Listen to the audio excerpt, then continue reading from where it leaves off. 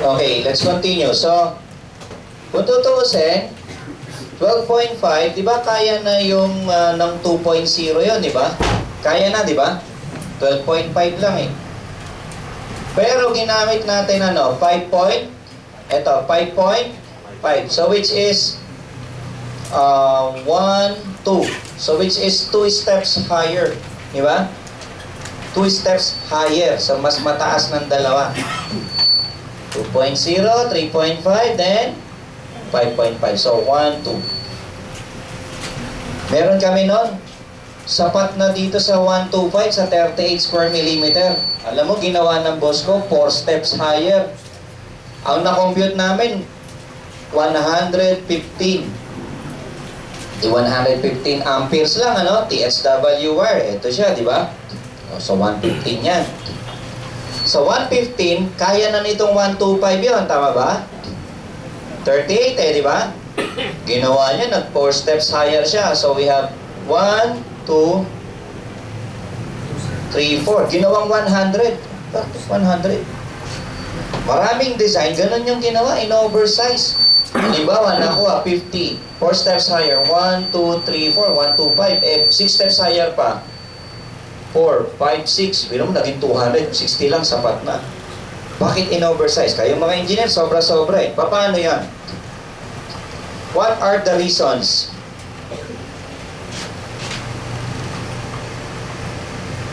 Reasons for oversizing.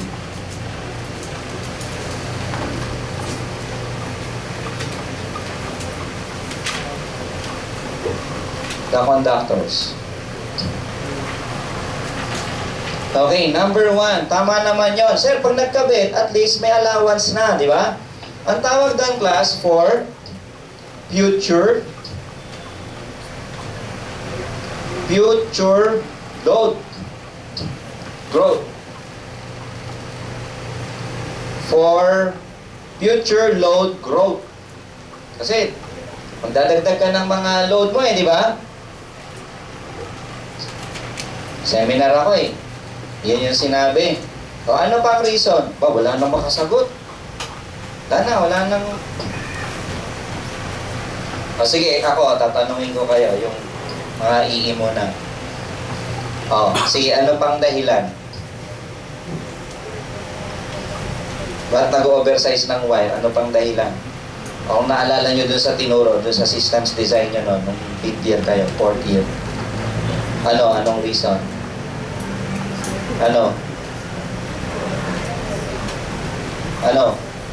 Tanyo, wala na? Sige, okay, mahiya, huwag itindihin yung video na yan. Kung nahiya kayo, video, camera shy, ha? Mas safe. How safe is safe? Bakit safe? Anong ibig sabihin na safe? Wala lang, basta safe. Dapat may lalim, may lalim. Ano ang reason? Ayan. Sabi nung estudyante ko, Sir, bakit ganun sa amin sa probinsya? 185 volts lang ang voltahe namin. Sinukat ko. 3rd year student yan 3rd year siya nun Nagtuturo ako sa UE. 3rd year pa lang siya. Ba't ganun sa amin, sir? Sa probinsya? Bababa daw yung voltahe nila. Di raw masyadong malakas yung ilaw. Malabo ang ilaw, sir. Yung TV, ayaw mag-on kagad. Matagal bago mag-on. Kailangan muna mag-brownout sa kapitbahay. Bago mag-on ang TV. Ito kagad ang naisip ko. Walang iba. Ito kagad. Kung ito ba yung transformer na may poste. Ito. Ganyan. Ito yung nagsusupply sa'yo. Alam ba, Meralco. Yung cooperative.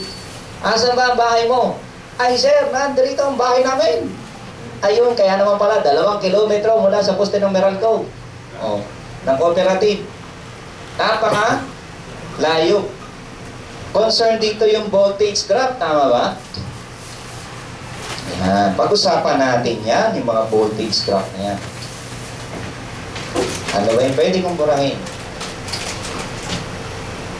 Usapan natin Yung coordination rule Naintindihan niyo na to?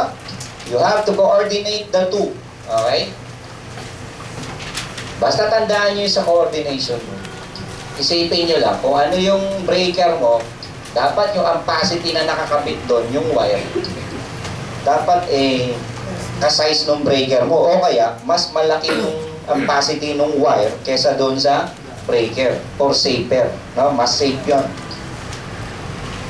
Kasi 1.25 na yan, minimum lang naman yan.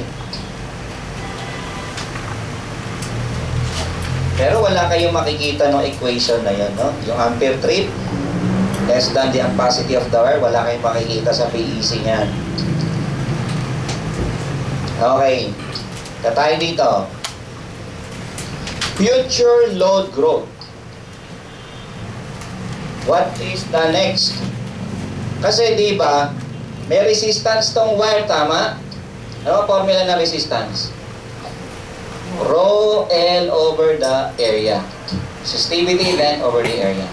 As the length increases, habang humahaba yung wire mo, yung resistance mo ay tumataas. Tama ba? Yan. Okay? Ayun yan, ha? So, may kuryente rito, di ba? Yan. Halimbawa, ito yung voltage sa load. Voltage sa load yan. Meron kang voltmeter to check. Ito yung ano mo, diba? Secondary ng transformer mo. Pag nagsukat ka dito, meron din yan, voltage at the source. So, we have here, para bang battery, voltage of the source. Ito yung load natin. Ba? This is I, this is R, and this is our BL, di ba? Okay, so ganito ha. Huwag na tayo mag-Kirchhoffs. Mag-chop-chop na lang tayo. The voltage here plus voltage here is equal to the voltage here. So we have here our BS is equal to VL, the voltage here, plus IR. Tama? The voltage here plus voltage here equal dito. Yan. So, ganun yan. Ibig sabihin, sino ba itong IR na to? Ang tawag sa kanya ay voltage drop. Voltage drop. Yan. Voltage drop yan. Ito yung voltage drop. Yung kinain ng linya mo. May voltahe ka dyan. Voltage drop. Yan. Di ba pag nag-tap ka, nagbibigay kami ng candy. Bigay kami ng candy.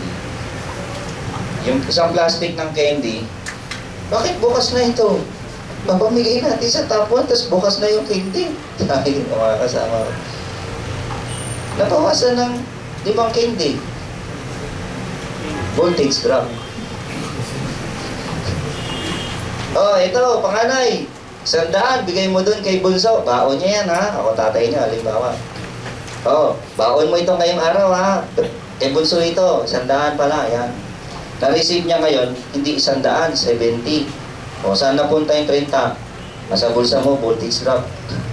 Napakinabangan ba ng Bunso? Hindi. Napakinabangan ba ng Bunso, ng load? Hindi. Saan napunta? Doon sa wire. Nilamon ng wire yung voltahe doon. Kumuha siya ng voltahe doon. Multiply both sides by I. Multiply mo yan ng kuryente. Okay? Nawa ha? Tingnan natin ha? BSI VLI plus I squared R. What do we call the BSI? Power input. What do you call the VLI? That is equal to the power output. What do you call the I squared R? So there is a plus there, so this is the power loss. Loss nga nawala nga napunta sa bulsa niya, di ba? Power loss. So nakuha niyo? So ito, power input is equal to power output plus Pidap. Nalos eh.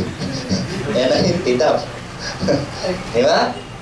Saan na ba si Jinggoy ngayon? Kasi si Bong. Magawa yata pelikula si Bong sa loob eh. No? So ayan na, di ba? I squared R. Ayan. Kuhanin nga natin yung efficiency. What is efficiency? Okay. Ano ba yung efficiency? Tingnan niya ha. Efficiency. Power output over power input times 100%. So efficiency is power output over power output plus power losses or power lost times 100%. Kasi yung power input, siya yung power output plus power loss. Kuha? Ito yun. Kaya input pa rin to. Itong portion na to. Yan. So, ayan ha. Kaya ang Meralco, gustong-gusto nila yung metro nasa poste. Nakita niyo yung mga poste na nasa metro. Poste nasa metro. Metro na nasa poste? Yan. Ang tawag dyan, EMC. Electric Metering Center. EMC pala. EMT pipe yun. EMC. Dati, ang metro mo nandito. So, ang babasahin ng metro mo, mula sa sarili niyang consumption, papunta doon sa consumption mo sa loob ng bahay. Downstream, ika nga eh. This is your meter. Ang babasahin niyan, yung downstream. Yung upstream niya, yung taas, wala siyang pakialam doon. Wala siyang pakialam doon. Ang concern niya, mula sa sarili niya, pababa. Load side. Ito kasi yung line side, di ba? Ito naman yung load side. Naintindihan niyo ba? Kaya dati, kung nagbabayad man tayo, mas malaki ang charge doon sa Meralco. Yung loss na yan, yung power loss na yan, doon sa linya, yung kinain ng linya, may power loss doon. No? So, yung loss na yan, isa yan sa binabayaran natin sa Meralco. Isa yan sa component ng system loss. Ako ha? Isa yan sa component ng system loss. Now, ganito. Sabi ko, ba't tayo nag-oversize ng conductor? Ito, tingnan natin. As the area of the conductor increases, di ba ito directly proportional. Pag nasa ilalim, inversely proportional. Pag tinaasan mo yung area, diba? Tinaasan mo yung area, ano nangyayari sa resistance? Di ba bumababa? Okay. Ibig sabihin, mula sa maliit, nilakihan mo yung area ng kable mo, tinabaan mo siya, bumababa yung resistance. Tama naman eh. Di ba? As the area of the conductor increases, its resistance decreases. So, nagde-decrease yung resistance. Diba? O, pag nag-decrease yung resistance natin, class dito, ano naman ngayon, sir, pag nag-decrease yung resistance? Sabi natin kanina, this is your voltage drop, which is equal to the IR. No, IR drop nga yan eh. Pag binawasan mo pag nilakihan mo yung conductor mo, ang resistance mo ay bumababa. Pag bumaba ang resistance, ang voltage drop ay bumababa. Tama ba? Bumababa yung voltage drop. Ito ha? Bumababa yung voltage drop. So this is number 1. Number 2, it reduces the voltage drop. Bumababa yung voltage drop. Alam niyo, the good power quality, it talks about the voltage quality. Tandaan niyo yan. Pag binigyan ka ng Meralco ng good power quality, meaning maganda voltahe binibigay sa'yo ng Meralco. Ibig sabihin, pag tinabaan mo yung wire, lumiliit pala yung voltage drop. Ano naman ngayon pag lumiit yung voltage drop? Lumiit yung kinakain ng linya mo, di ba? Kung mapapansin mo nga, ito, minultiply mo rito. So, yung power loss na tinatawag, this is what we call the voltage drop multiplied by the current. Tama ba? Ayan, kasi minultiply mo lang ng kuryente ito eh. Tama? Nakuha? So, ganun ha. So, it reduces the voltage drop. So, yung point pa lang na yan, na bumaba yung voltahe dito, anong masasabi mo ngayon sa voltahe sa source? No? Halimbawa, ang naging voltahe rito, 180 volts na. Halimbawa, ang voltahe rito ay 240 or 250 volts. Di ba wala? Sukat mo doon sa ilalim ng transformer mo, banda rito sa side niya na to, secondary. More or less, ang voltage drop mo ilan? 250 minus 180 volts. Haba ng voltahe. Ilan na lang?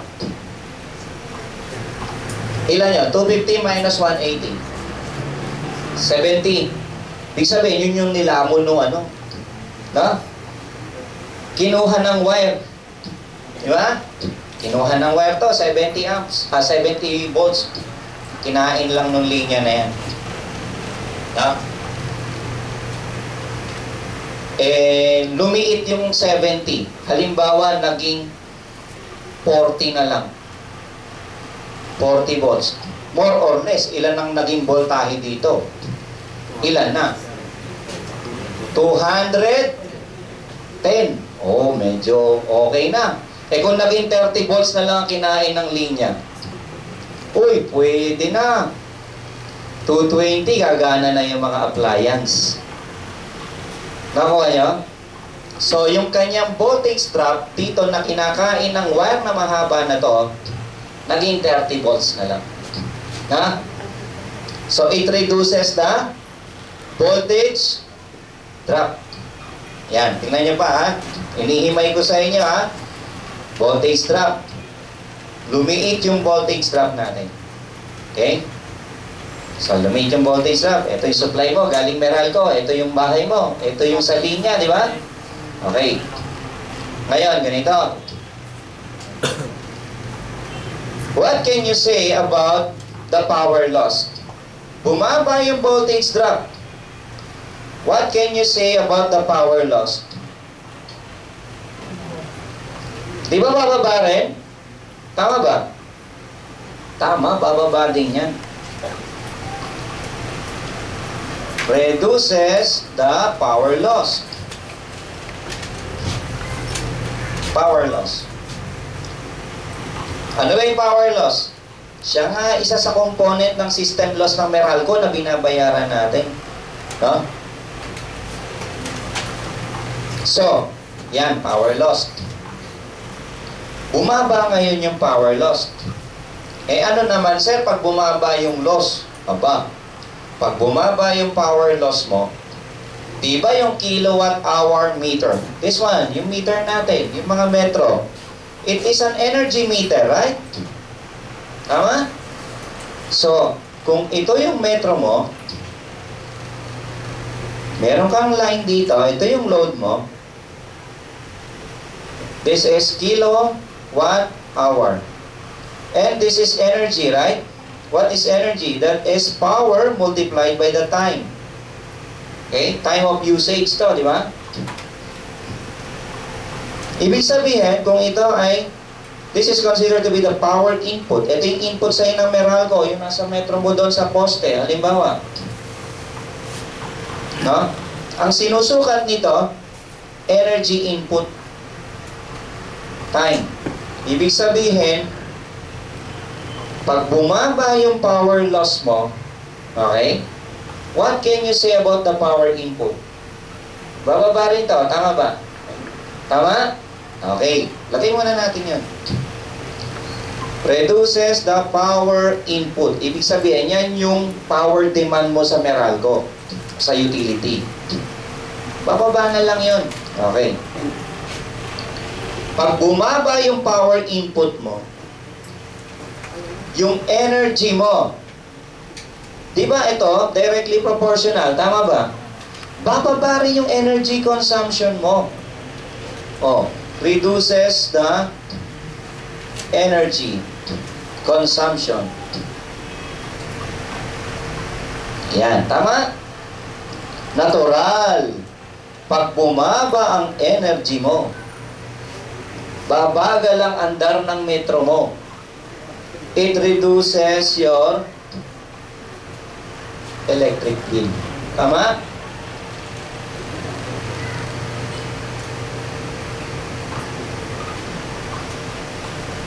Ilakihan mo yung size ng wire. Bababahin, babayaran mo sa kuryente. Nakakuha ba? Nakita niya, inihimay natin ha. Kasi nilakihan mo yung size ng wire eh. Bumaba yung voltage drop, power loss, power input, energy consumption, bumaba rin. Electric bill, bumaba rin. Eh syempre, itong bottom line ng may-ari. Sabihin mo dun sa boss mo, management graduate, siya yung nagmamanage sa buong planta eh. Bawa, o kaya ano, siya yung manager, vice president, president ng company, pero hindi sila mga engineer. Doon sa company, sir, lakihan natin ang size of wire. Ba't tayo mas laking size ng wire? Mas mahal yun, di ba? Bumili tayo nung isang buwan. Sir, kasi pag mas malaking size ng wire, it reduces the voltage drop, the power loss, the power input will reduce. Ano yun? Mali niya doon, hindi naman siya engineer, di ba?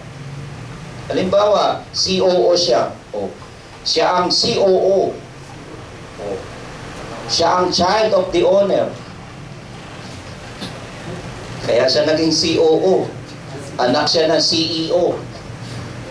Chief Executive Officer. COO, child of the owner. Kala niyo, Chief Operating Officer, no? Eh, siya na rin yung COO. Kasi siya ng owner. Anong ibig sabihin ng voltage drop? Papraning yata ito. Sir, it reduces the voltage drop, power loss, and power in... Saan technical, di ka maintindihan ng boss mo. Pero pag sinabi mo, Sir, mababa electric bill. Ah, ano ka mo? O sir, babayaran natin. Ba, gusto ko yan ha. Di ba? Sabihin mo ngayon, Sir, kaya natin mga kable natin. Sa initial cost, malaki. Di ba? Gagastos ka. Pero, as time goes by, makukuha mo na yung ginastos mo dun sa mga wires mo. Okay, more than 20 years yan, magagamit mo na yung mga kable na yan. Di ba? Habang buhay ginagamit. Di ba? So, it reduces the electric bill. Pero alam nyo, merong tumataas. Di yata maganda yun, sir. May tumataas. Sino yung tumataas? Pag bumaba yung power loss, what will happen to the efficiency? Tumataas. Inversely proportional to, right? Nasa ilalim to. Pagka bumaba yung power loss, kasi yun ang nangyayari, di ba? Bumababa yung power loss. Nagiging mas efficient yung system mo. It increases the efficiency. Ano ibig sabihin, sir, na nag-increase ng efficiency? Ang ibig sabihin, nakuha mo yung tamang voltahe. If we are talking to increase efficiency or efficient system, pag sinabing efficient system, yan yung tinatawag na good power quality. May seminar ako nito, power quality. Libre lang ito. Libre yan. Lambayan. Attend kayo. Good power quality, ibig sabihin, good voltage. Regulation. Sabi, maganda voltahe mo. Technically, pag sinabing percent voltage regulation, kung i-apply mo dyan, the V no load, yun yung V of the source. Minus V full load, yun yung V sa load. All over V dun sa load. Okay? Times 100%. Pag sinabing good voltage regulation, mataas o mababa yung natin? Yung voltage regulation. Mababa yun. Yung percent voltage regulation, mababa yun.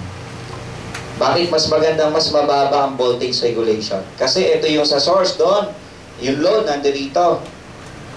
Because BS minus BL is what? BS to, lipat mo to sa kabila. So, BS is equal, BS minus BL. Di ba sino siya? Voltage drop. Kasi voltage drop to. Okay? Kaya mas maganda, mas mababa lang yung voltage drop mo. Nakuha? So, there are 7 reasons at bakit ka nag-oversize ng wire. Future load growth, bumababa yung voltage drop, power loss, power input, energy consumption, ayun na. Bumagal na ang andar ng metro mo. Mas efficient na ang system mo. Ibig sabihin, it increases the load voltage. Pwede mong isama yon pag sinabi mong increase the efficiency. O, dito na rin yon, voltage regulation. Nadagdagan na yung voltahe mo sa load. Konti na lang yung dumaloy sa linya, yung kinain ng linya. Is that clear? Is that clear? Nakuha ba? Parang British, ano? Oh. How's your mother? What about your father? Oh, nakuha ba? Class? Nasundan niyo ba? Hindi ko ito eh. Ano, ulitin ko ba? Okay naman. Nasundan naman. Diba na? Paliwanag ha? Ah, sige, tuloy natin. Wala pa ako sa 1/4. Ayan.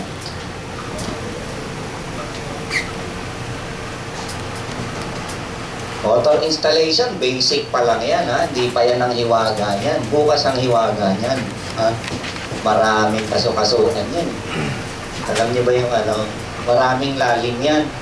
Yung 2.5 na yan, sir, parati ba 2.5 yung breaker? Parati ba yan? Ah, hindi. Pag fuse, iba rin. Bukas pag-aralan natin. Sa motor installations talaga, sa commercial industry. Tuloy natin. Load schedule, guys.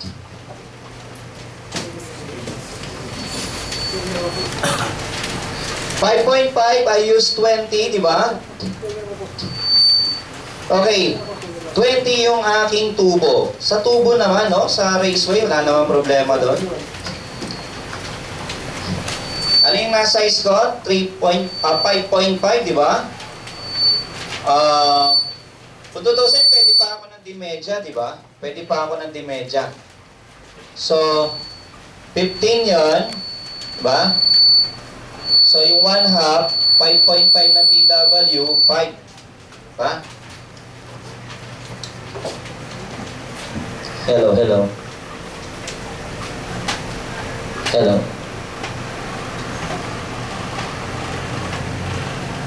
Hello, hello. Hello, okay. So, dito makikita natin. Hello, hello.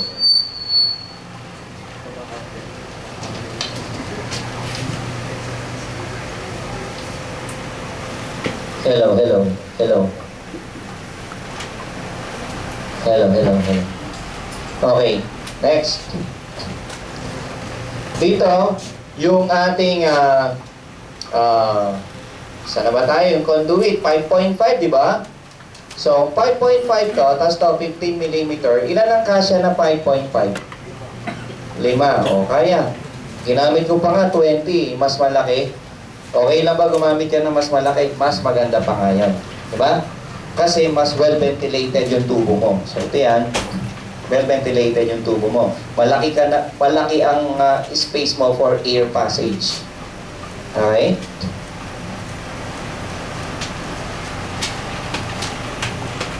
Punta tayo sa load schedule. 20. O, yung 30 ampere trip, alam nyo na yan, ha? Kinuha natin kanina, di ba? 30 yan. No? Di ba? 2.5 times 10, 25, di ba? We use the higher value, which is 30. Now, so ginamit yung ampere frame, which is 50. So, tingnan nga natin yung ampere frame. Ito. So, 30 ampere trip, then this is now the ampere frame, which is 50. Okay?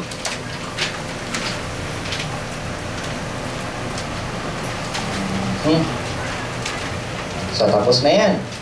Punta naman tayo sa lighting layout. Mag-lighting layout naman tayo.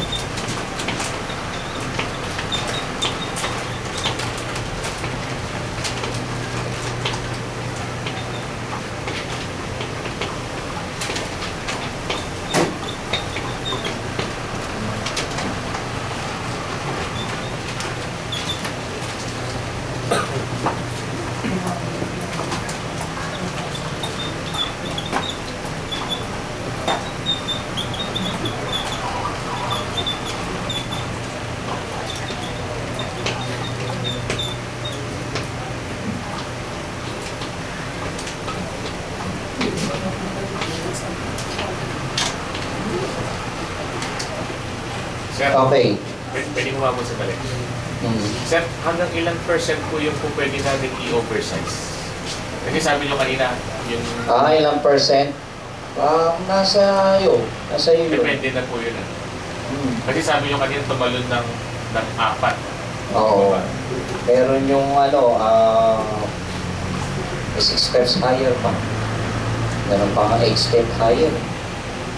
Mas, kaya pa ng budget. Yun ang basehan din. Okay. Tataray ka ng boss mo. Sige, magkano ba? Kano ba budget niya, sir? Hindi ko kasi masabi, based on my experiences, doon sa design, yung mga napagkikita ko mga electrical plant, pinakamalaki 8 step higher. Pinakamalaki. Ha? 8 steps higher. Okay? Lighting layout. Although sa meron kayong detailed explanation nito sa Sunday kasi ito, coverage to, yung lighting design, yung illumination, kay Engineer Karagatan to. Pero ang bibigay sa inyo, yung basic.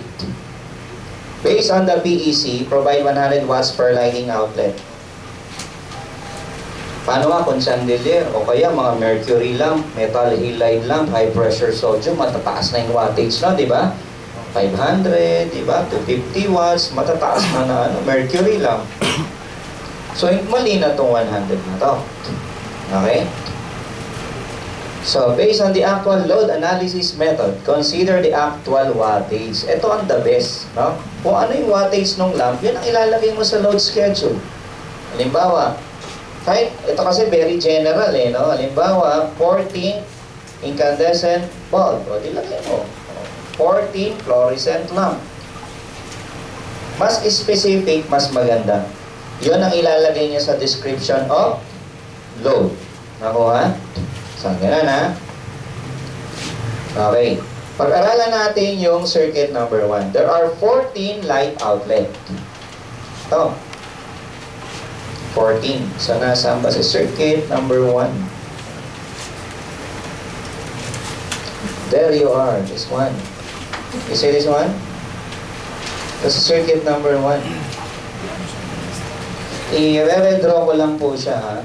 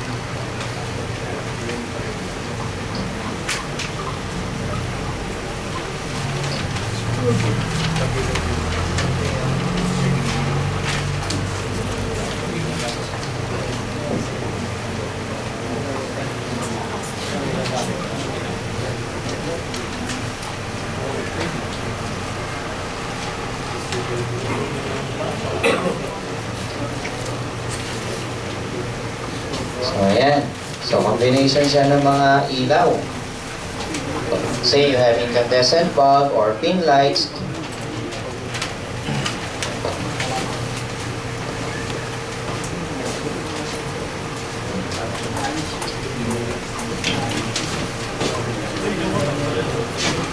Ang layo nga ng home run ko dito no?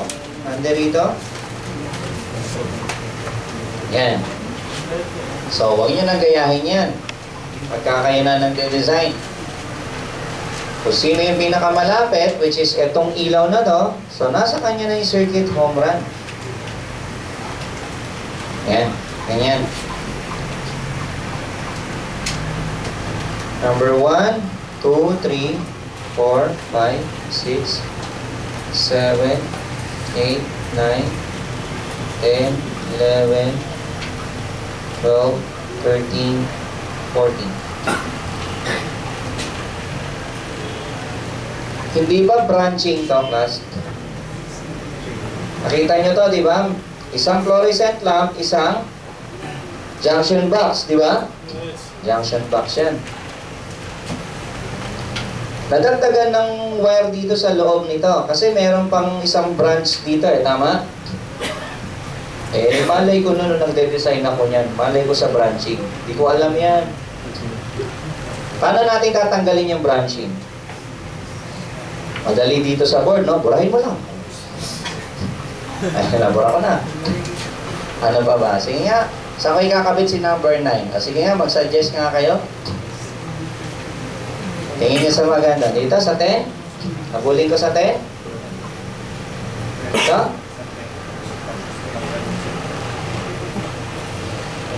Pwedeng ano? Pwede kong ganunin dito?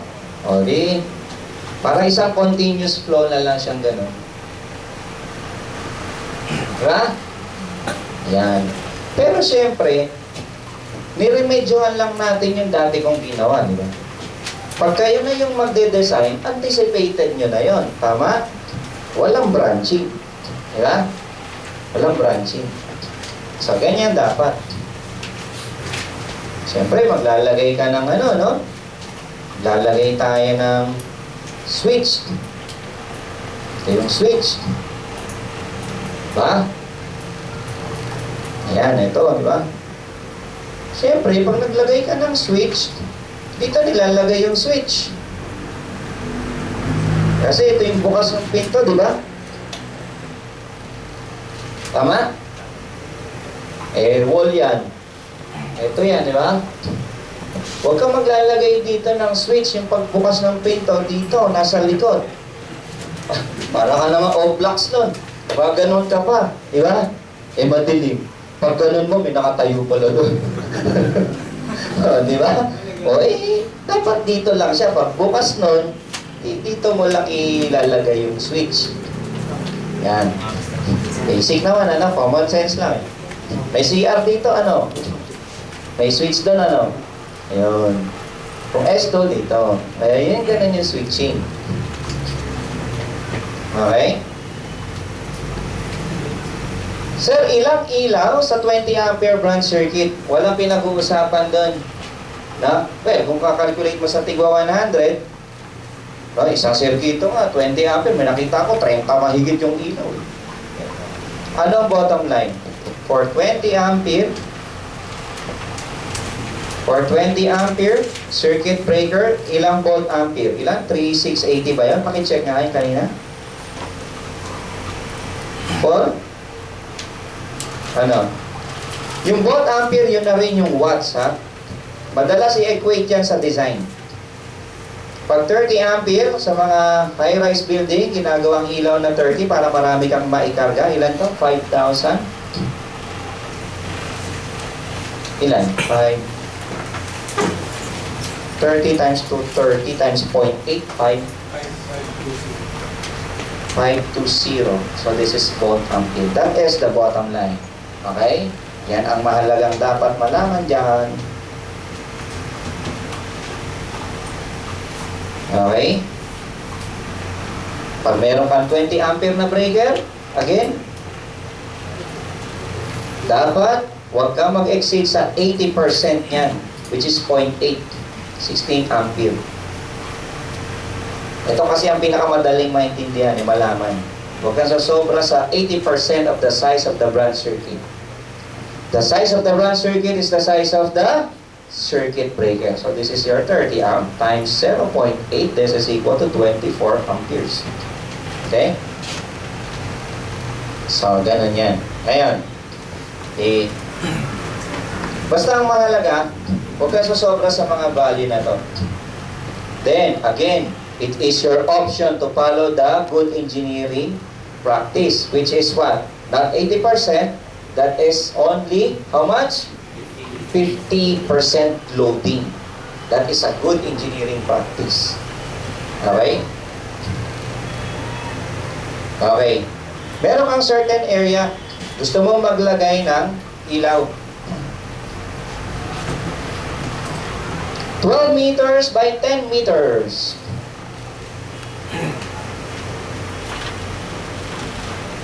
Lalagay ako ng ilaw.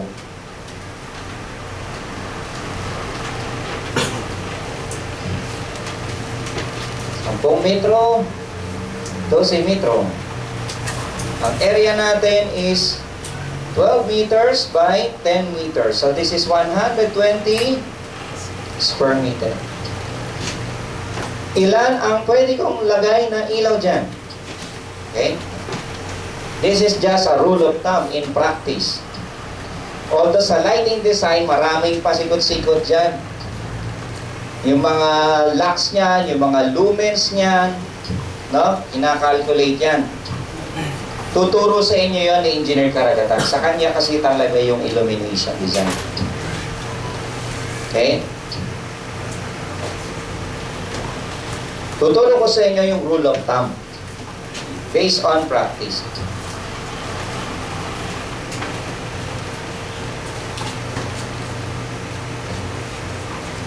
Okay, sabihin natin, maglagay tayo ng heading dito na minimum.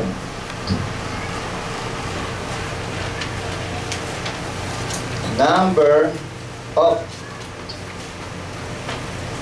kasi standard talaga yung 40 watts or yung 36 watts na fluorescent lamp sa building. So, minimum number of 40 watts. Minimum number of 40 watts fluorescent lamp. What is the minimum?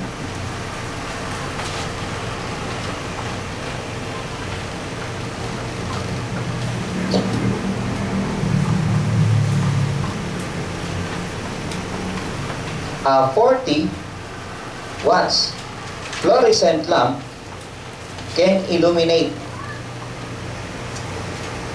So, kaya niyang paliwanagin. Can illuminate an area. Yan. So, can illuminate an area of 10 square meter. Yan.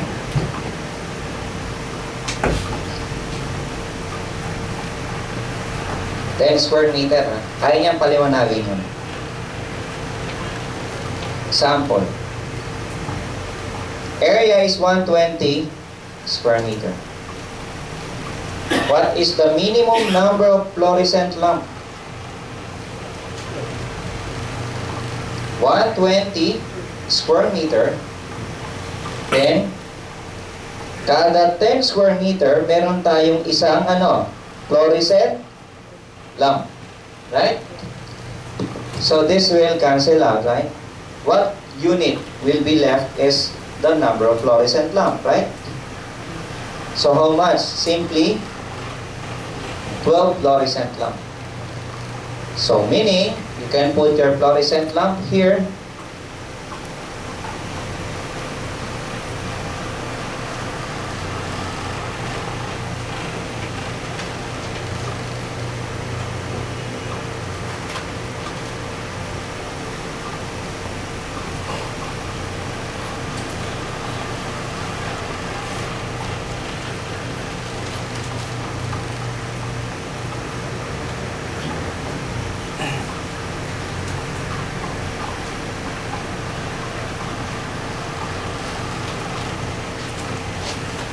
One, two, three, 1, 2, 3, 4. 3 times 4, so there are already 12. No? 12 fluorescent lamp na yan. Kaya na niyang paliwanagin yan. No? Yung ating lamp. Switching. Bawa S, A, B, C. Sa mga commercial industrial design, kung ito yung fluorescent lamp, they put here a letter. Halimbawa, A or B or C na ilalagay dun sa gitna ng bilog. Para hindi ka na magagawa ng broken line na mga ganyan, tapos may switch dito, magagaganyan ka pa, tapos dito, magagaganyan ka pa dito. No need for this broken line. It is understood to be, if this is your A, B, and C, then, kung ito ay lahat ay A, which is nandoon sa loob, ha?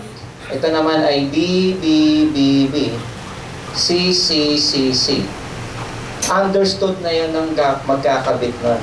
Nakuha? Nung contractor. Understood na yun. Minsan makita nyo, S, E, F, G. Na?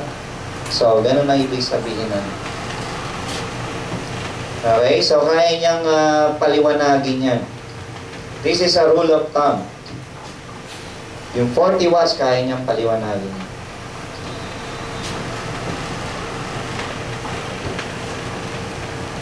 Meron niyang sa efficient lighting, no? May libro niya ng IIEE. For a certain office, certain occupant, kung ilang lux yung dapat mong iyan. Ano ba yung lux? That is a unit of illumination.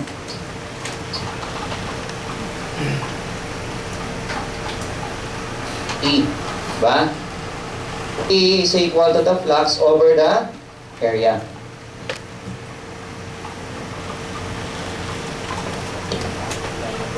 Yung E, yun yung illumination. Ang unit niyan, lux.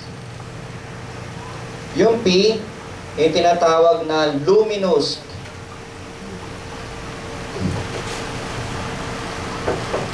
Luminous flux. So, ang unit niyan, lumen. Kilala niyo ba si lumen? Sir. Di ba? Okay. Ang area natin, square meter o kaya square foot. Ang unit nito, lux or FC. Foot, candle. Di ba sa RME, na-discuss ko rin ito, no? Sa RME at saka doon sa REE, meron tayong subject niya. Okay? This is a light source.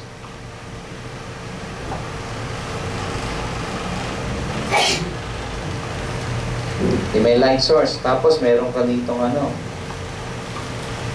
lamesa, lamesa ka dyan. Siyempre, nag-i-emit ito ng light, di ba?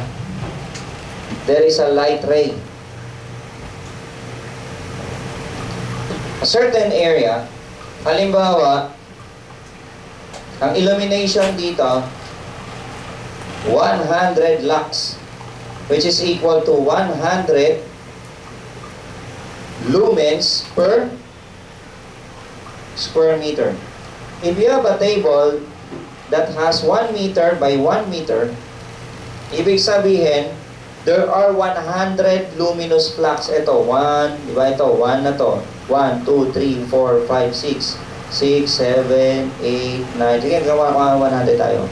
10, 11, 12, 100. Diba? Ibig sabihin, sa 1 by 1 meter, merong tumamang ilaw dito na 100 lumens. Pag dinivide mo yan, 100 lux. May tinatawag na lux meter. It is used to measure the intensity of light, or the illumination, to measure the illumination of a certain area, certain room, diba? Certain occupant. Meron niyang libro na about efficiency, lighting efficiency. Later, I'll show you the book. No? Meron niya. So, may mga lighting standards yan. Yung tinuro ko lang sa inyo na to, this is just a rough estimate, a rule of thumb. Madugo pa yan yung lighting. But nowadays, there are software for that. No? Engineer Karagatan will share you a lot of things about this. Trabaho nila yan sa lighting design din. No? Nagde-design sila lahat yan. So, attend kayo sa Sunday. Yan, yung mga REE rito, gusto nyo, magdiretso na kayo. Ha? Mas maganda. Okay? Wala pa sa kalahati kasi yung mga attenan nyo kung susumahin. Kasi sa Sunday hanggang alas 8 ng gabi si Sir Karagatan.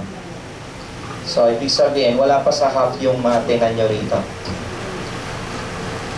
So, tingnan nyo mabuti ha. So, dinivide ko lang sa 10 yung kayang pailawin ng isang 40 watts na fluorescent lamp. Ayan.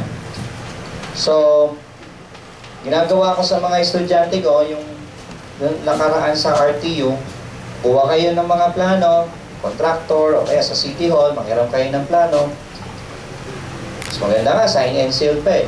Tapos improve nyo na lang yung plan. Ha? Bigyan nila ako ng copy ng original and also yung in-improve na nila. So, re-redesign nila yon. Computation is quite different. Iba yung approach doon. Ito yung approach. Hindi nyo yung approach ko na tinuro ko sa inyo. So, ay hindi rin nila masasabing kinopya nila yung plan. So, in-improve nila yon. No? So, ganun ha. What else? O, punta na tayo dun sa load schedule. Pero before that, ano muna? Question. Walang tanong? Dito sa lighting design? Ito, basic lighting design pa lang to ha. Yan. So, totoo lang, this is one topic. There are illumination engineers, especially in the US. May samahan sila niyan eh. Mga lighting engineer. These are electrical engineer and other engineers who are engaging in the lighting design. Even architects are engaging to lighting design. No? Yung mga arkitekto, nag-engage sila dyan. There are lighting engineers in Philips. No? Yan, yung mga nagdi-distribute ng mga di ba, ng mga Toshiba, di ba? Osram, iba-iba yan, Firefly, no? Meron sila mga lighting engineer. Bago sila mag-supply ng ilaw, sila rin ang magde-design ng ano mo. No? De-design nila yun. Diba? Meron kang building, arena. Meron kang arena. Philippine Arena. Anong Philippine Arena sa Bulacan, no? Sa ano daw yun, no? Sa INC, laki, diba? Siyempre, kinalculate yun ng mga lighting engineer, yung lighting nun. Ano bang ginamit na ilaw? Ano ba? Sa Araneta, sa MOA. Papasok ako sa MOA, laki rin ng MOA, diba? Tarik nung ganun niya, yung MOA Arena eh.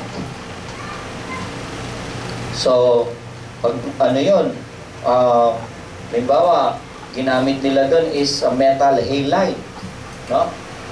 Diba, kung metal halide yun, kinakalculate yun ng mga lighting engineers. So, may mga software na regarding that. Okay?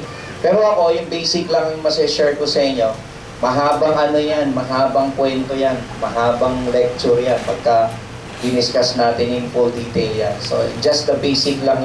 Alam nyo, matapos nyo man itong 3 days na ito, this is just basic. Hindi pa to yung pinaka-ultimate na design course, no? Balangan namin, mag-offer pa kami ng advanced electrical design. No? Pati sa mga substation, gusto ko, i-offer ko yan, yung mga na-attenan ko training, natutunan ko din. Kaso, hindi pa namin magawa. Wala nag-aabig eh. Yung electrical, namin estimation course eh. Wala eh, konti pa lang eh, lugi kami. Hindi ko tinutuloy yung Kaya nag-enroll, ilan. Hindi ko tinutuloy. Okay. Sige, punta tayo dito sa load schedule. 14 light outlet, 230. Divide mo to, 6.09. Again, 3.5, ginawa ko ng minimum. Then, dimedya yung tubo. Then, minimum is 20 ampere trip, then 30 ampere frame. Pag sinabing minimum, magkaka-partner na tong mga to. 3.5 square millimeter, 15 millimeter conduit. Conduit to ha. Then 20 ampere trip, then 30 ampere frame. Okay? Magkakasama na yon. Tapos, tingnan ninyo itong yung watts natin, tinotal ko yung watts. Sandali muna. Sir, ano yung spare? Yung spare part siya sa panel board. Single line diagram, this is your main. Ito yung mga branches mo. Pag sinabing spare, no? Meron siya circuit breaker, may conductor siya. Ngayon ito, may takip ito. Bawa outlet yan, may takip yung utility box mo. Yung mga may takip, spare yan. In Tagalog, abang. No? Sir, ano naman yung space? Meron salitang space naman. Yung space, pag tinignan mo yung panel board mo, spatial lang yon. Provision lang yan, wala pang breaker yon. Ito panel board mo, di ba, kwadra-kwadrado yan, may cover na, di ba? Oh. Lahat to may breaker ng laman. Tapos ito, wala tong laman na breaker, space lang. O, yan yung tinatawag na space.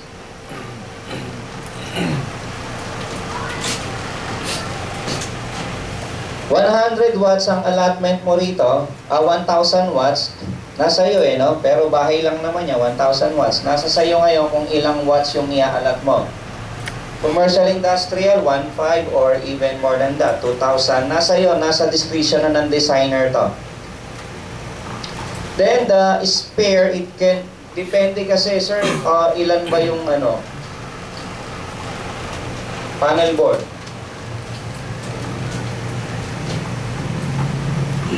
Ito, main. Main to, di ba? Sir, ilan ba ang allowed ng PEC dyan? PEC 2009, 42. 42 na circuit breaker. Sabihin, ito, dalawa to, di ba? Dalawa yan. Ito yung kinakabit mo dun sa outlet. Diba? Dalawang device yan. Ito, single line diagram. Automatic, yung isa nito, ilan? Dalawa. Single line diagram lang kasi ito. Okay? 42 over 2, 21 branch circuit ang allowed ng PEC. Maximum yan. Bukas may papakita ko sa inyo, more than 35 branch circuit eh. Ba't ganun sir? Labag yun ah. Oo, labag. Wala tayong magawa. Labag. Nagpapabricate sila ng malalaking panel board sa mga commercial industry yan. Pero ang sabi ng PEC, 42. So yung spare natin, 3.5, 15, 20. So minimum lang. Minimum. Pag sinabing minimum, 3.5, 15, 20, 30. Okay? Total mo yung watts. 9.6. Ito, 41.75. Total mo yung watts. 18,300.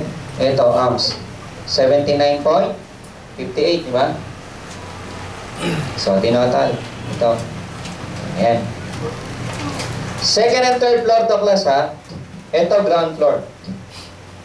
Okay, so punta tayo dito sa, di ba sinize up na natin to lahat, yung branches. Size naman natin to. Tsaka tong grounding. So, paano yun, sir?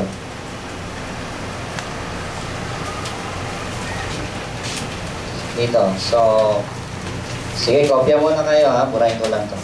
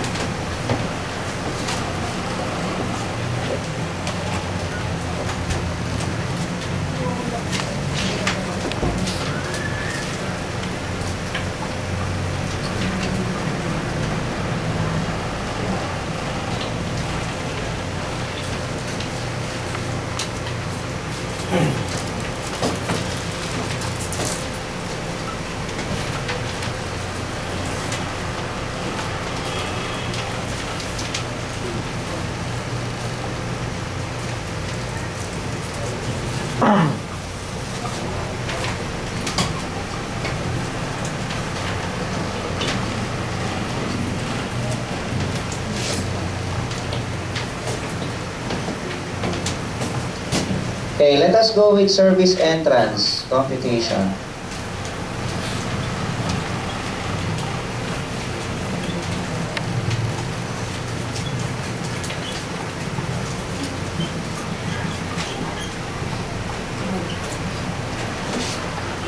Okay, so same principle lang naman yung ground floor at saka yung second and third floor. Punta tayo doon sa ground floor.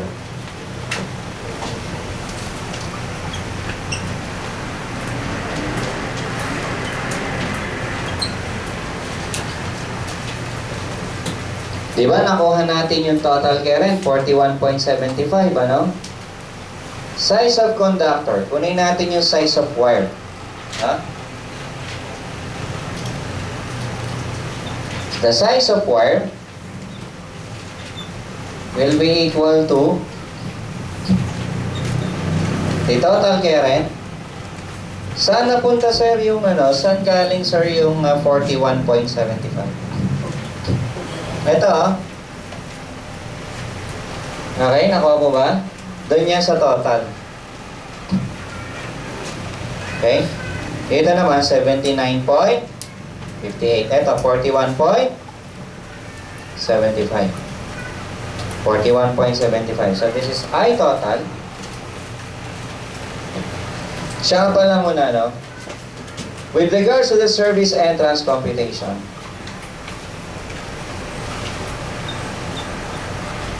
consult your PE. Siya ang magpipirma ng plano mo. Paturo ka. Naturo ito ng PE namin. Iba-iba kasi minsan ang approach ng mga PE. Meron naman PE, talagang strict siya dun sa PEC. Merong wiring design example sa likod ng PEC. Merong wiring design example. So, pwede mo yun sundin. Kaya lang di natin di-discuss yun. So, bookish na yun. Pag diniscuss natin lahat, ang haba nun. Yung mga first, let's say, first 10 kilowatt, no? Meron siyang demand factor, yung mga ganon. Pinag-aaralan yun sa engineering. Pero hindi na yun yung tinuro sa amin sa trabaho. Isa to sa tinuro sa amin. Ha? You better consult your PE. Ang mga PE naman, pagdating sa branch circuit, hindi nila masyado pinapansin yun. Alam nyo, pag tinignan nila yung plano, bago sila pumirma, ang unang tinitignan yan, yung load schedule. Na? Mga sizes, hindi na natatanong paano mo nakuha yung 20 ampere na breaker doon. Tapos titingnan nila tong service entrance mo. Pag hindi approve sa kanila, papaulit sa'yo. E di tanong mo na lang, bago mo ipa-blueprint, ano ba gusto nyo? Turuan mo kami, sir. Ganun ang ginagawa ko. Siyempre, babayaran mo naman siya, di ba? Per sheet, 1,000 eh. Eh, 5 sheets, halimbawa, di magkano rin yun. So, kung malaki yung project, 2, 3 sheets, diba? May 3,000 siya, pipirmahan nyo lang yun. So, paturo ka na lang, the best, no? Merong sistema yung PEC. Meron. Nasa likod ng PEC yan. Yung sa kanya tinatawag na wiring design example. Nasa likod ng PEC yan. Tandaan nyo, pag nagde-design kayo, nandito na kayo sa mga feeder computation or service entrance, konsultahin ang PE. Ito yung tinuro sa akin ng isang PE. I total plus 25% of the highest motor current. Ayan. Remember, HMC, highest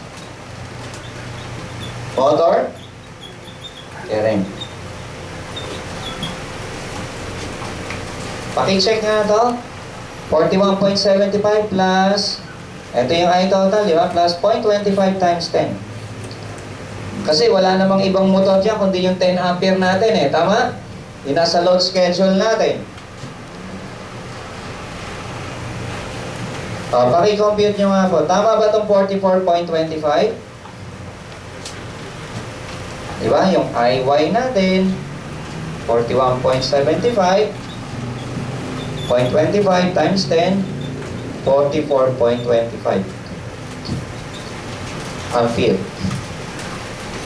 Therefore, use 2, blankuhan ko muna ito, black square millimeter. Gawin ko kaya THW, copper wire.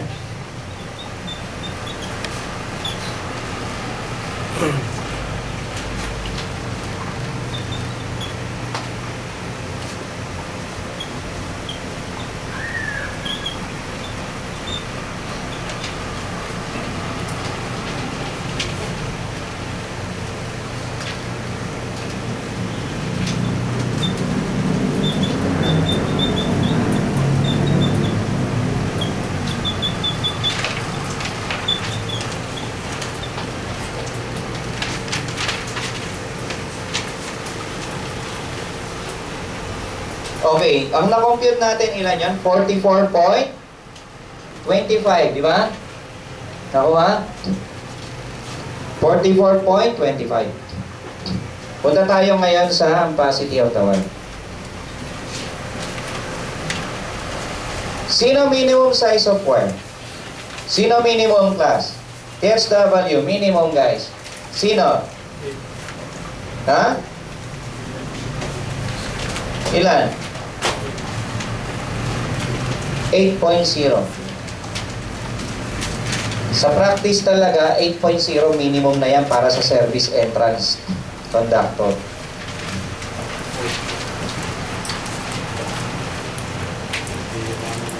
Eh sir, yung metro ng Meralco na nasa poste, yung kulay orange na wire, napansin ko sir, 5.5. Sabi mo sir, 8.0 eh. Ayan. Ito yung 8.0 ang sinasabi ko. Minimum.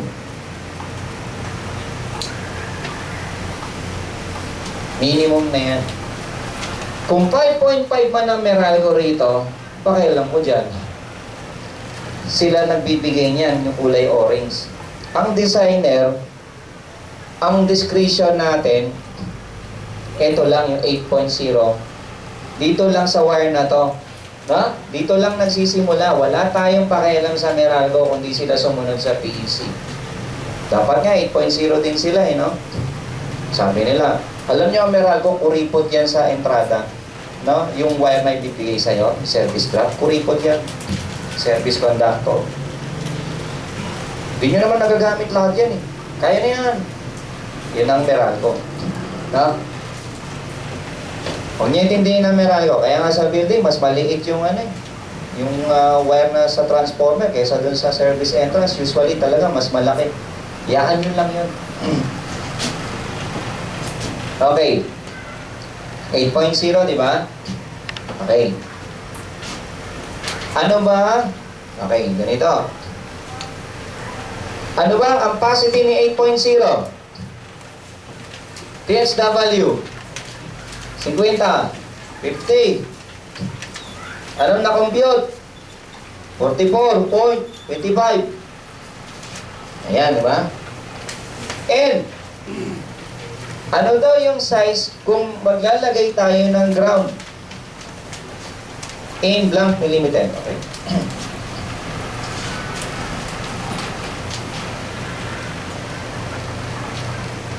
Kung maglalagay tayo ng ground, ito yung size niyan.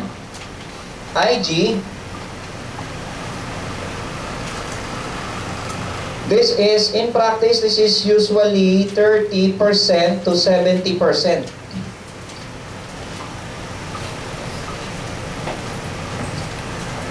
30 to 70% multiplied by the eye of the wire. Okay? Gagamitin ko yung maximum.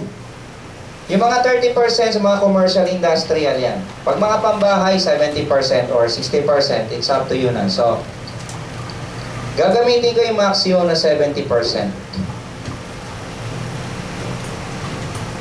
Ayan, di ba? 44.25. Ilan to? Paki-compute nga po yan. 30 ba yan? 30. 30.98 pounds. Kaya na yan ni 35.5, di ba? Tama? 5.5. Meron ka ngayong conduit. Na-size mo yung conduit niya, eh, no? Mix ang conductor dito. 8.0, 8.0, 5.5. Pag kumuha ka kasi ng conduit, wala naman yung mix eh.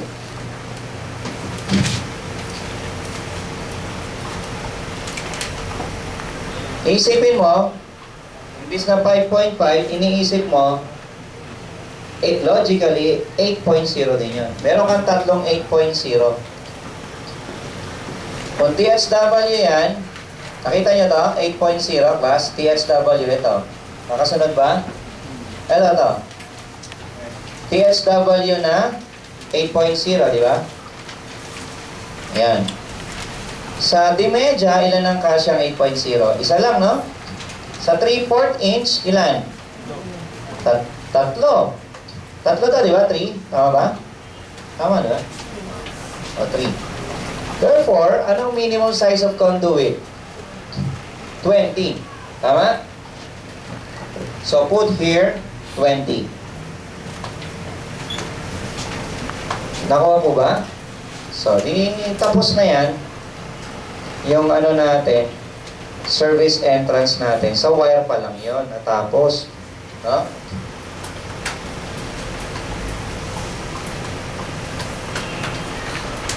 Saan yun? Hindi nga kasi kompleto to. Kopyahin nyo na lang to. Okay? But dito sir, 25. Okay lang yun. Kung gusto mo, mas malaking gamitin mo. No? Mas malaking size ng tubo, mas maganda. No? Kasi yung air passage, no? Yung ano ng hangin, hindi masyado mag-iinit yung wire natin. Minimum size pa lang itong 20. Nakuha mo ba? Minimum lang yan. What about now the size of the circuit breaker? Hindi ko nasusulat. Yung formula na lang. Yung I of the circuit breaker is I total plus 150% of the highest motor current. Yan yung formula. I total is 41.75 plus 1.5. Ito, turo ng PE. Times 10. 56.75. Siyempre, the nearest higher is 60. Okay? So, 100 ampere frame, molded case air circuit breaker. So, yun yung ginamit. What about now for second and third floor? Diba 79.58 yung I total? Okay. Nakasunod po ba? Okay, nakakuha ha? Okay ha? Ito yung I total kanina, diba? Sa load schedule. Following again this formula. Okay. Ito, nilagay lang natin doon. 25% of the highest motor current.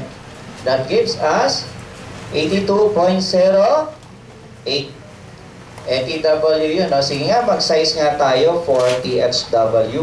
Anong size niya for THW? Tingnan nga natin. 82.08 THW. 22, tama ba? Ito, oh. Nakuha ba? Ito, 22 square millimeter. Nasundan po ba yan? Kaya, kasi 85 naman ang kaya niya eh, no? Minimum size niya, 22, no? 82 eh. Ito yung 85 nga ang kaya niya. Di 22. So, gawin niyo itong, 22. Okay?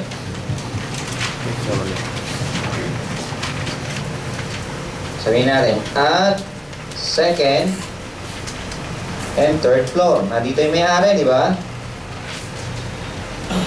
Ayan. Nandito na kagad ako sa use. Ano sabi ko? 22 square millimeter THW copper wire. Tapos may slash pa yan dito. Ano ang capacity niya, class? 85, ano? Then, 82.08. Ba? And 1 THW, okay, copper wire for grounding. In lamp Millimeter. Ano ibig sabihin nitong ganyang symbol sa design? Surface. Mali. Ano yan? Diameter. Rigid steel conduit. Kunin nga natin si IG. 70% gamitin lang. Times 82.08. Ilan to? 50?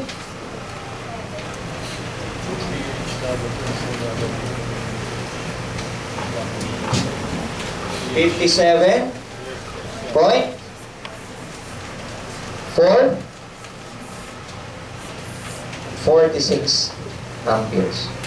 Kaya na nino yan? Anong numero? Anong ano? 14. Kasi 57, ano? 14, di ba? Kaya na ni 14. Malaki na nga yan. Yan. Diba, no? Kaya, di nag-iisip ka ngayon, ito tubo mo ngayon, ano? Nandun ito, ano eh. Oh, ito, ano eh. Oh. Ito, 14 ito. Iisip mo na ito ay 22.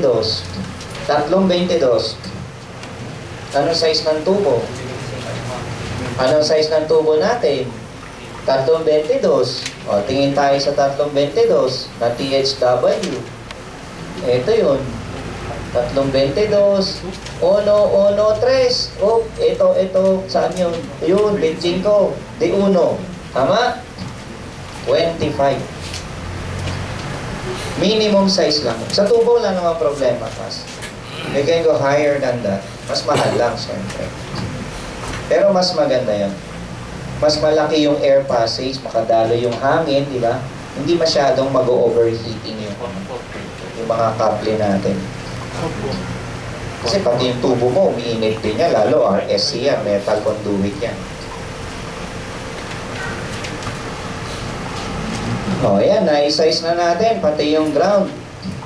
Ba? Meron pa tayong isa-size. Di pa tayo tapos, ha? Kasi hanggang ano tayo, alas 6. Magpapa-break time ako eh. Di pa tayo tapos, may commercial pa tayo. Ang sinize ko, ito pa lang. Sa service entrance, ito, yan. Isa-size natin to. Anong ibig sabihin yan? Ito.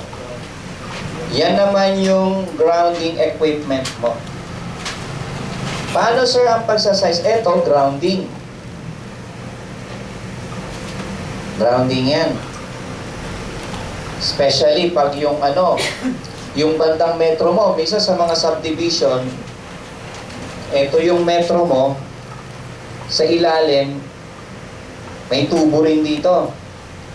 Tapos, may wire dito sa loob yan. Tapos, ito yung rod mo. Tama? Kabaon sa lupa, sa mga subdivision. Ano ang purpose nito? Sa service lang yan eh.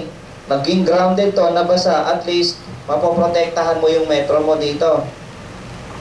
Okay? So, ganun yan. Paano naman tong isa? Eto, nakabaon sa lupa na to. Ito yon. Paano naman to, sir? Ayan. Kung ito yung panel board mo. Ba? Eto ka. Ito ang puso mo. Yung isang live wire na dikit dito o naging basa yung panel board mo, nangyayari yan pag hindi maayos yung ano ng building, ay palitada yung, ano tawag doon? Waterproofing yung building, napasok yung tubig yan, diretso hanggang panel board. Naging grounded. Pag napakapit ka rito, wala kang grounding dito, nako, makukuryente ka. Yan, tataas yung buhok mo. Makukuryente ka dyan. No? So, kung wala ka nito, diretso ngayon yung, di ba, ground fault eh, di ba? Ground fault. line to ground, live wire, tumama sa body, naka-ground din tayo di ba? Dediretso yung kuryente rito, tatamaan ngayon yung puso mo. Mahirapan ka huminga, mamatay ka, grounded. Di ba? Na-ground ka ngayon. No? Ano ba ang principle ng grounding? Ito isa sa principle niya. Ito may resistance dito. Ito yung resistance ng load mo. O sabihin mo yung tao. Resistance of the human being. The resistance natin much greater doon sa resistance ng grounding. Ito. Maliit lang to, wala pa tong 10 ohms. Maliit lang, 5 ohms nga lang Mababa pa nga Maliit lang yan. Dapat kasi talaga, mababa lang yung grounding resistance mo. Para yung kuryente, di ba, sabi ni George Simon Ohm,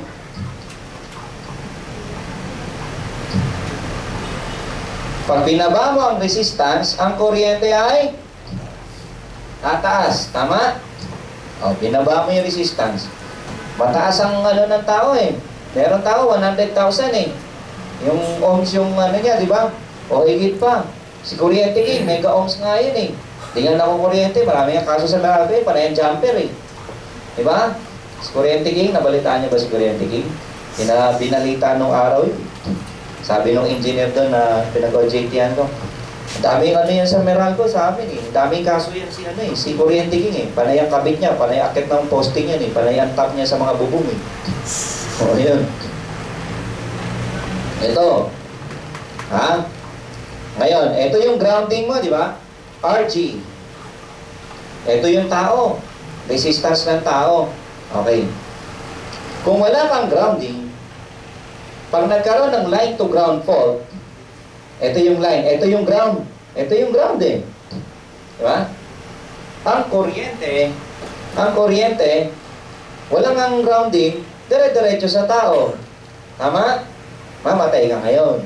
Alam ba ninyo na 0.2 ampere ay patay na tayo? And this is equivalent to 200 milliamps. Nandoon din niya sa electrical safety booklet ni Engineer Mapili. No? Nandoon din yan. 200. No? Ayan. Makuryente ka ngayon. Ngayon, may ground ka. Magkabit ka ng ground. Okay, nagkabit ng ground. Pag nagkabit ka ng grounding, ang kuryente, ang daloy ng kuryente, nandito. Ayun. Wala nang dadaloy dito halos. Kung meron man, kapranggot. Microampere na lang. Dito na lang dadaloy. Theoretically, lahat ng kuryente dito na. Bakit, sir? Kasi nga, napakataas ng resistance ng tao. Di ba? Pag mataas ang resistance ng kuryente, ay! Mababa. Tama ba? Mataas ang resistance ng tao Kung may kuryente man dyan, napakaliit, microamp. Wala sisiw na yun. Okay, daluyan mo ako. Paano ako nagte-therapy niyan? Alam niyo ba yung mga PT? Mga PT, meron silang gadget na pang kuryente para maano yung laman mo. Ma-therapy. Kinukuryente yan. Kaya lang, napakababang amperahe yun. Hindi ka mamamatay. Microamps.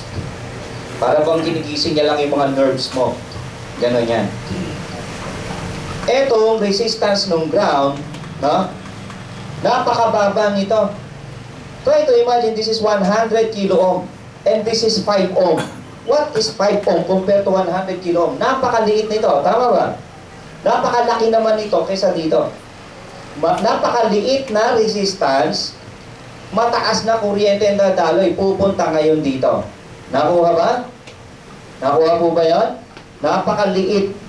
Ito naman, napakalaking resistance, ang kuryente minimal o para bang negligible na lang, wala na. Binabypass na kasi nito. Nakuha? Yan ang principle nung, ito, mga linya ng Meralco, surface drop. Minsan may makikita pa kayo sa linya ng Meralco, merong ganyan. Bypass conductor ang tawag dyan, yung bypass. Okay? Hindi yung hiniwa yung dibdib, bypass operation, iba yun. O, yung, eto, dito yan. Para ito, magkaroon man ng loose connection, ito kasi may connector na talagang mahigpit yung connection nito, compression connector, ito. So, dire-diretso ngayon yan dito. Although may kuryente pa rin dito yan, para lang masigurado yung continuity. Tama ba? Nakuha niyo, nasiguradong dire-diretso yung daling ng kuryente. Walang interruption. No? Ganito. Napakaliit ng resistance. Dadaloy ang kuryenteng malaki sa kanya. Di ba? Maliit na resistance, mataas na kuryente. Dadaloy na sa kanya. Bypass na ngayon yung tao. Tama? Hindi na dadaloy dun sa tao. No? So, pag meron ka nito, ayan, di ba? So, hindi na dadaloy sa kanya. Saan na dadaloy? Wala na ngayon yan. Dadaloy na ngayon, may ground fault dito, nabasa ito, o kaya live wire, tumama dito, dito na ngayon, dadaloy yung kuryente. No? O ngayon, ayan, masaya na ngayon siya. Diba? So, ganun ang mangyayari. So, wala na tayong, pag-aalala rito, safe ka na ngayon, may grounding ka na. Paano, sir, sinasize to? Ayan. Ang basihan niyan, yung service service entrance conductor. Nasa table to ng PEC, kinomputer lang namin. Did you use this table when you were studying? Ang tawag dito ay grounding electrode conductor. Once na ma-size up mo to, bibigyan ka na ng supplier kung ano magiging. Kasi iba-iba design nito eh. Itong ground rod mo na to. Ang mahalaga, makita ng design yung plano mo, yung panel board mo, tapos yung sizing mo nito, talagang nakakaintinding sales engineer niyan, yung mga ground rod na yan, i-determine mo tong grounding electrode conductor. Size natin yung grounding electrode conductor.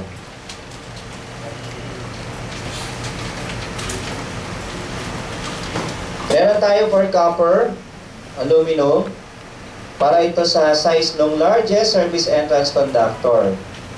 No, or equivalent area for parallel conductors. Ano ibig sabihin ng parallel conductors? Kung ito yung mo, yan yung it refers to the 2 sets and 3 sets. Isang dito, dalawa. Parallel conductor yung dalawa. No? Explain ko yan sa inyo bukas sa commercial design. Yung parallel conductor. Now, tingnan nyo to.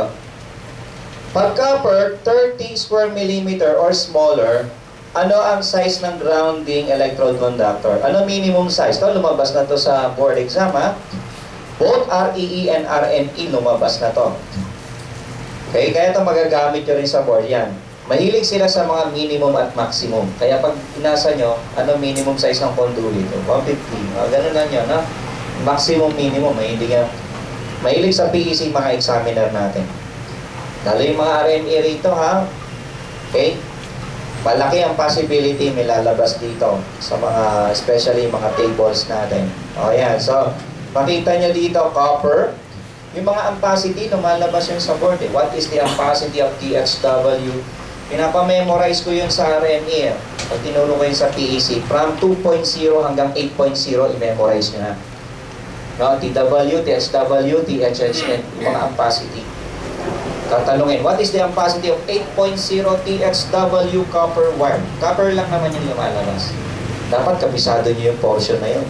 Itong portion na to, adjoining, this one. This one. Ito to. TW, THW, THHN. Dapat this portion is brought to you by, ito. Itong portion na to, dapat ito kabisado niya yan. Yan. Ito to. 2.0 hanggang 8.0. Yan. Tapos sir, sa board namin may lumabas na 38. Pambira. I-memorize nyo na rin to. Gusto nyo, damay nyo na itong lahat. Kaya mahirap din talaga yung RME ko. Hindi natin pwede ismulin yung mga RME, ha? Pag engineer na tayo. Gagaling ang mga RME sa standards, eh. Kaya natutunan nating PEC nung college tayo, design, di ba? More on design. Pero mga RME, lahat yan, inaral nila yung mga standards ng code, eh. Parang sa design, hindi sila magaling. Pero sa standards, alam nila yung mga height ng tubo na yan, yung mga supports na yan.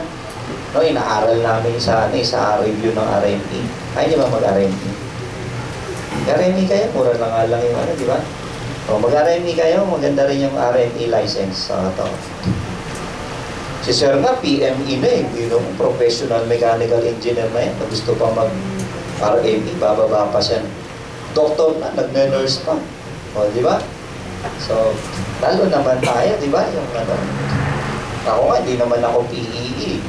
Kumbaga, ka-level ni Sir, PEE, hindi naman ako PR. REE lang ako eh. REE lang yun, kami mga PEE, sabi ng kabila. Ayan. O, sige, punta tayo dito. Saan na ba ako? Yung sa grounding, di ba? Ano muna yung na-size ko sa ground floor class? 8.0, di ba? Ito yon. Yan ang basihan doon. Yung largest na service entrance mo, 8.0. Yung sa second and third floor, ilan? 22. Actually, minimum lang naman yan kung pagbabasihan mo to. Eh, siyempre 30 or smaller eh. 8.0 lang yung size nitong grounding electrode conductor. Nakuha? Pag sa mga commercial or industrial, na i-size up mo ng 38 or 50, ano ang size? Pag copper, 14. Minimum size of grounding electrode conductor for copper is 8.0, maximum 18. For aluminum, ano? Minimum 14. Lumabas na yan sa board. No? Tandaan nyo na yan, ha? Tandaan nyo yan. 14, pag aluminum, grounding electrode conductor. And some building that this grounding electrode conductor is, they refer this conductor as BCW. What do we mean by BCW? Paired copper wire. Na? Wala siyang insulation. Nakuha mo ba? Okay? So, ang size na ilalagay natin doon, 8.0 lang. Yung, ano, kasi 30 or smaller eh. Eh yung 8.0 tsaka yung 22 na to, smaller yun eh. Tama? Kaya 8.0. Kung ang nakalculate mo, halimbawa 100 square millimeter. So, mga commercial industrial, ano size ng grounding electrode conductor? Kung 100, nandito yan, tama? Anong size? 125 to 250 yan, di ba? Or dito, sa copper, 80 to 200. 30. Nakuha? Para yon sa panel board. Pag naging grounded yung equipment mo. No? Grounding electrode conductor. Para yan sa yung service equipment naman. Okay? So, what else? Gusto ko lagyan yung generator yung aking bahay, sir. Na dream house ko. May generator.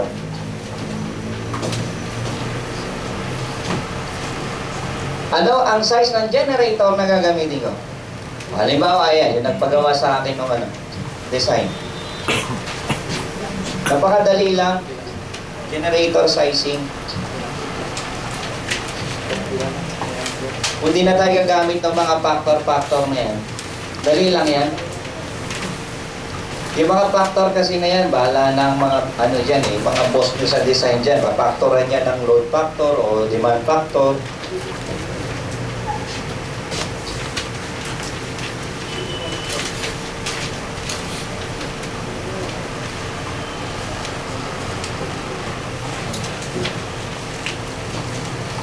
Your S, voltage times current over 1,000.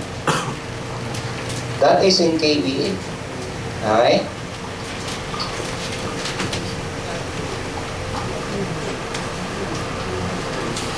Three-phase generator.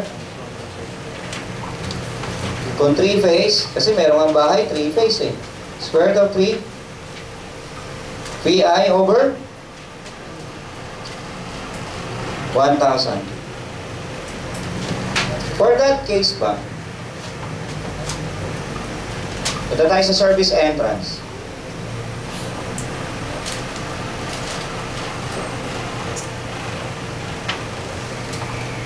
Hoy, ako lang ang bigyan mo ng generator ha. Wala akong pakialam sa anak ko sa baba.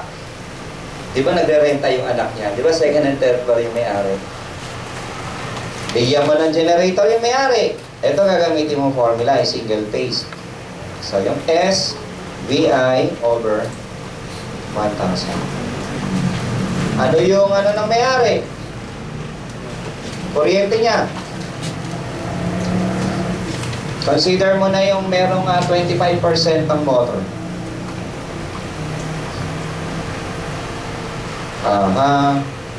230. O ilan? Ilan to? 230 times 82.08 over 1,000. How much is this?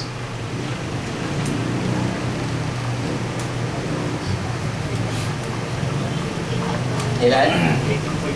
18.88 kVA. Or, you buy, what? 20 kVA. So, therefore, use 20 kVA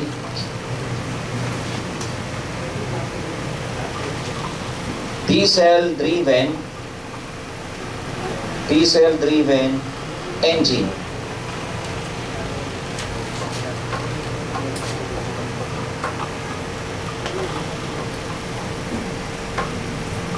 Generator sets. Okay? Mami, pakibilan mo na rin ako ng generator. Paano sa amin? Di na, yung mga anak nyo, yung mga apo ko, pakitin mo na lang sa taas. Diyan na lang kayong mag-asawa. Oo, paano yun? Ito yung sa second, di ba? And third floor. Para naman sa ground floor. S mo, ilan yun? 44? 230? 44.25 per 1,000. Ilan to? 10 point? 18 kVA. Or, bumili ka ng ano, therefore use, kung merong 11 kVA ka mabili, pwede ka bang bumili ng 15 kVA? Well, pwede. Basta mahalaga sobra doon sa calculated mo. Para ka lang nagsasize ng wire dito. Okay? Sumobra ka sumobra, di okay. Diesel-driven engine generator sets. Okay?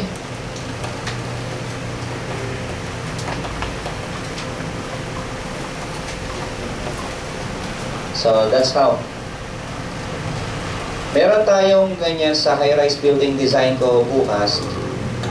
2 beses mag-high-rise building design eh. Yung isa yung sa akin, then the other one kay Engineer Karagatan. So, maganda yun class, atinan ninyo yun. Sana magdiretso na kayo pang REE. Kasi, this is the bulk of our work as a designer. We are like architects. We should design electrical. Architects designs architectural design. And walang ibang gumagawa ng electrical design, especially yung mga high voltage design. Marami na. Lalo, kasi ang RME pwede din. Kaya lang, limited sila. Saan? 500 kVA, 600 volts lang. No? Magde-design sila. Kaya lang, they have to consult pa rin the engineers. Unlike tayo, magpapasign and seal ka na lang sa PE. Wala nang limit sa capacity. Wala nang difference yung ano yung PE saka REE in terms of the capacity of the voltage and kVA. The only difference of PEE and REE is the sign and sealing lang. Yun lang, wala nang iba.